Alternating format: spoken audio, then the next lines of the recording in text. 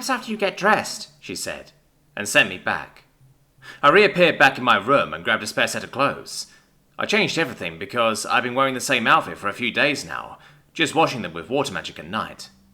I looked at the time, and then immediately did a double take when I realized what I saw. It was about lunch when I left, but my clock said it was almost 2 a.m, and that several days had passed. Oh no, I whispered to myself, and suddenly felt my phone start to buzz over and over again. I pulled it out and saw message after message appear. I guess my phone is receiving all the messages I missed while I was gone, I thought to myself. By the time it finished receiving messages over 10 minutes later, I had 27 missed calls and 100 text messages. The first thing I did was get in contact with Suma. Suma, something's happened. What? Did I send you back to the wrong place? She asked, confused. No, the wrong time. Remember how I said time doesn't pass or something when you summoned me? Well, this time it did. I left on a Friday, but according to my clock, it is now Tuesday, I told her. Oh. Well, I guess whatever was causing you to get stopped in time has worn off. I suppose that is a good thing considering we don't know what was causing it in the first place, she said, looking on the bright side.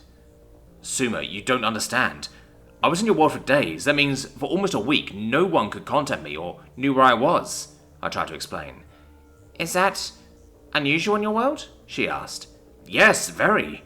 If someone goes missing unexpectedly for one day, we assume they were kidnapped or killed. I've been gone almost a week, I said urgently, and beginning to freak out even more than I already was. That is not good, Suma said, starting to understand. We talked for a few minutes more, and she did her best to calm me down as I panicked a bit. I could just picture my mum frantically crying into a police officer's chest over me. My stomach was in knots, and I started to get nauseated. I told Suma that I needed to take care of a few things and would contact her after everything was settled. Then I went to my bathroom and threw up. I sat on the floor of my bathroom thanking my lucky stars that time seems to have at least moved at a 1-to-1 rate while I was away, rather than something crazy like I was gone for months. Okay, I need to call my mum, I said to myself as I stood up. I turned on my phone and was reminded that it was 2 a.m. No, she'll be asleep. My mum doesn't wake up until 8 o'clock, so until then, I unlocked my phone and started going through all 100 messages.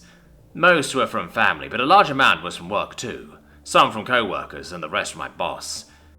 I was pretty tired, so I decided to try and get to sleep, but instead I spent hours laying awake, thinking about what I was going to say to everyone. Hey guys, sorry I went away without telling you. I had to go help my friend fight a drake and corrupt nobles. Oh, and by the way, my friend is a bird nymph who summons me to another world, and I have nebulously defined magical powers. Surprise! Boom, straight to the crazy house. Maybe I could say I got kidnapped, I thought aloud. No, then an investigation would get opened up, and that lie would fall apart in a day with my luck. Hours of this went by until I finally passed out around 5 a.m. When I finally woke up, I didn't know how long I had slept for, but I knew it wasn't long enough. I woke up groggy and still slight sick to my stomach, when I realized it wasn't all just a bad dream. My clock, as stupidly bright as it could possibly be to my weary eyes, said that it was 10 a.m. I had decided last night that a phone call wasn't going to make up for everything, so I would go to my mum's house as soon as I woke up. I got ready and left as quickly as I could manage. The drive there was slow and nerve-wracking. I still hadn't thought of a convincing lie, and I doubt I could fool my mum anyway. She may believe me when it comes to friends she hadn't met, like Suma, but disappearing for a few days is completely different. I pulled up to her house and parked the car. By the time I had gotten out and started walking to the door, she had already heard me and checked to see who it was. Upon realizing it was me, she ran outside and hugged me crying. Where have you been? She wailed, and hugged my neck so tight I actually started to see stars. I'm sorry, Mum, I didn't mean to be gone for so long, I said sheepishly and hugged her back. We continued hugging for a moment while she sobbed. Finally, she let me go and asked again in a shaky voice, Jake, where have you been? I didn't know what to say. She would see right through a lie. Not that I had one anyway. I couldn't tell her the truth because... Wait, why can't I tell her the truth? I thought to myself. That's kind of hard to explain, but give me a minute to think and I will try, I said to her. I need to organize my thoughts. She looked at me funny, but agreed. I opened my eyes and pretended to think, but instead I called Suma. Suma, I said in my head. I knew this method would work, as I had done it before. Yes, Jake? She answered, sounding sleepy. Do you have anything against me telling my family about you? There was quiet for a moment, but she answered, No, not that I can think of anyway. Are you considering it? Yeah, can you summon me and my mum? I asked. 2 people? I mean, I can try, she said, unsure. Please do, I asked her, and opened my eyes to see my mother's very concerned face. Mum, something's about to happen. Don't freak out when it does. I then hugged her neck.